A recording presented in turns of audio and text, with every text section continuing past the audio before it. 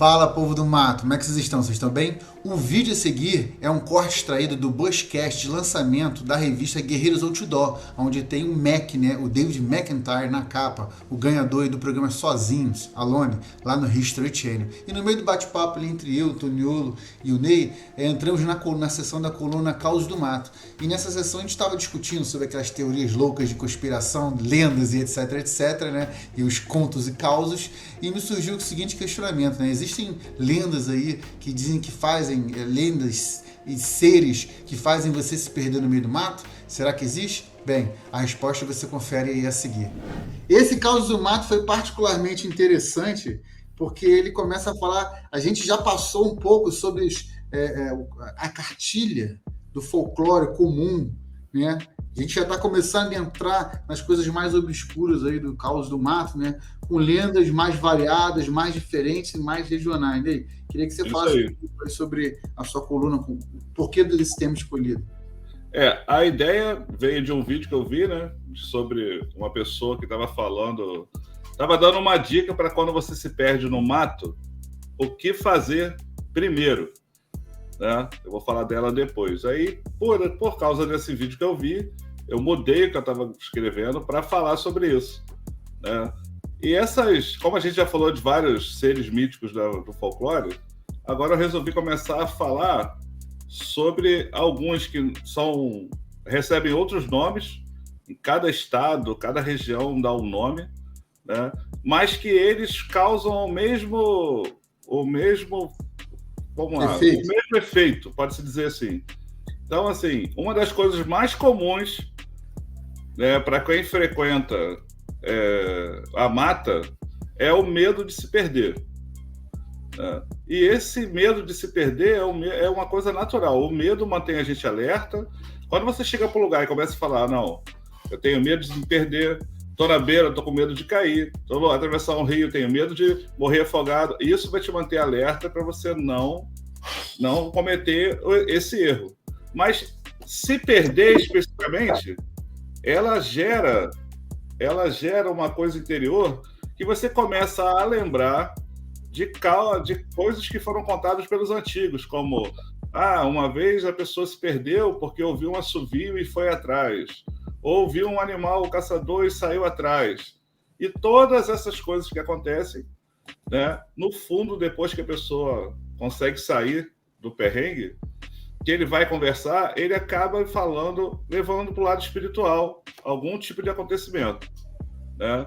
Então, assim, uma coisa que é muito natural de ter em mata fechada, né, são os seres que protegem a natureza.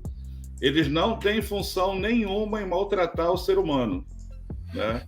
Ele só protege a natureza. Mas se o ser humano começar a descobrir a regra, ele vai causar um mal para aquela pessoa, né? Eles não têm poder de tocar, eles não vão chegar, ele não é uma coisa física. Não é igual a filme que você vai materializar e vai tocar e vai fazer alguma coisa, mas ele vai te levar a ter um incidente, né? Ele pode fazer você sair correndo de medo, você bater no lugar, cair e morrer. Pode ser assim, ou se perder. E assim, aqui no Brasil, a gente tem umas três ou quatro entidades que são mais conhecidas por levar as pessoas a se perder na mata. Então, Ney, você quer dizer que existe aqui no Brasil entidades que protegem a mata, e a forma como ela faz, essas entidades que existem no Brasil, a forma como ela tem de proteger, né, o ser humano da destruição da mata, fazer com que a pessoa se perca. Isso. Vou elencar aqui uma coisa que foi falada, que está aqui no caos, né? Isso aconteceu em 1969, né? Encontraram um caçador na Amazônia, ele perdido, se de repente alguém achou, e ele estava há 23 dias desaparecido. As pessoas já tinham dado como mortos, era ele mais duas pessoas.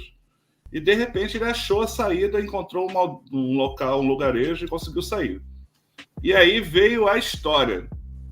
Ele contou a história. O que levou eles a se perder?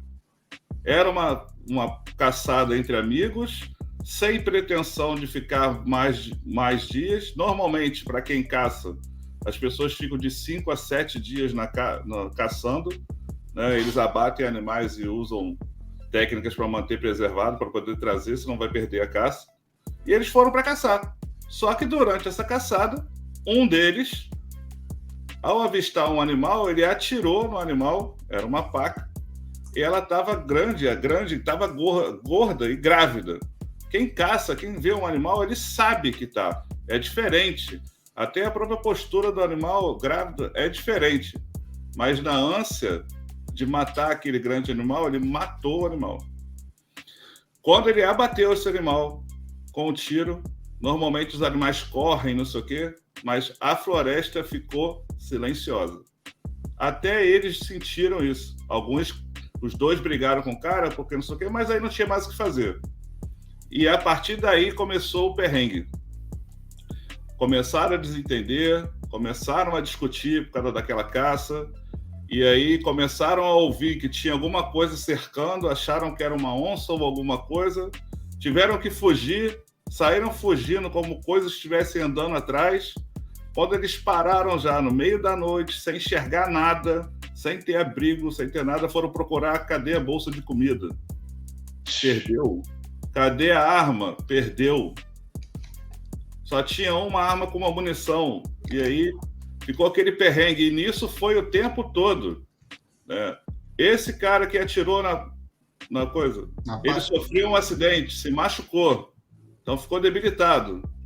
E aí já a princípio o cara não fala quanto tempo tem, mas deve ter passado mais de 10 dias. Ele adoeceu muito, eles tiveram que ficar parados, e o cara só falava que estava vendo uma entidade em cima de um porco do mato cercando eles com uma tocha. Ninguém via, mas todo mundo ouvia alguma coisa zanzando em volta, mas só o machucado que matou o animal via isso. E ele ficou o tempo todo falando, até que os caras dormiram, e de manhã, quando eles acordaram, o cara estava morto, com os olhos abertos, com uma feição de espanto. A princípio, ele deve ter visto a entidade naquela hora e ele morreu ou de susto ou, claro, pelo machucado. Depois disso acontecido, enterraram o cara, porque não tinha o que fazer, vai levar como? Enterraram o cara, abandonaram todas as coisas e falou, cara, a gente tem que tentar sair, a gente não consegue sair da mata. Por mais que eles soubessem a direção, alguma coisa levava eles para o outro lado. E aí gerou uma confusão, uma briga. Os dois brigaram. Um falou que era para a direita, outro falou que era a esquerda, e cada um tomou o seu lado. Esse que foi para a esquerda nunca foi encontrado, nunca mais foi visto. E o outro que foi à direita, ele foi caminhando, ele foi pensando, ele foi lembrando sobre coisas que já tinha ouvido, e aí ele, no momento de um pouco de lucidez, avistou uma saída na mata e achou essa coisa. Então ele foi encontrado 23 dias depois. E aí ele falou, vimos sim, é uma coisa da área lá, que é chamada Comadre Fulozinha. É uma entidade... Comadre Fulozinha. Comadre Filozinha é uma entidade, é feminina, é uma menina que foi morta pelo pai. Aqui na revista conta a história do porquê nasceu essa lenda. Foi agredida e morta pelo pai, e ela toma conta da mata, né? E ela age assim, ela protege esses tipos de seres: porco do mato, paca, capivara, tatu. Então, assim, geralmente onde tem esses ambientes ela tá. Então, ela protege, ela não gosta que o caçador... Ela permite que o cara caça, porque ele sabe que ele precisa se alimentar. Mas se ele se exceder e desrespeitar, ela age para que pare. E aí, se o cara não levar a sério, continuar fazendo errado, aí pode levar à morte. Né? Isso é uma coisa muito interessante.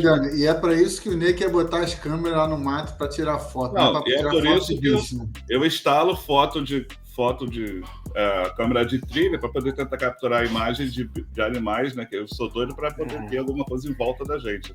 E na base já temos algumas histórias peculiares também, que a gente pode também ver. Na base, como a gente já tem esse negócio, né, de ouvir passar, ouvir gente falando, quem sabe a gente pode capturar alguma coisa. Então, a comadre Fulozinha é uma das entidades que protege a mata.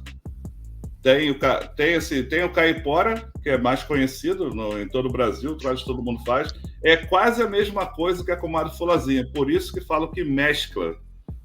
São nomes diferentes, talvez com a mesma entidade, mas como está em locais diferentes, a lenda absorveu a cultura local e aí mudou de nome, mas a coisa continua a mesma.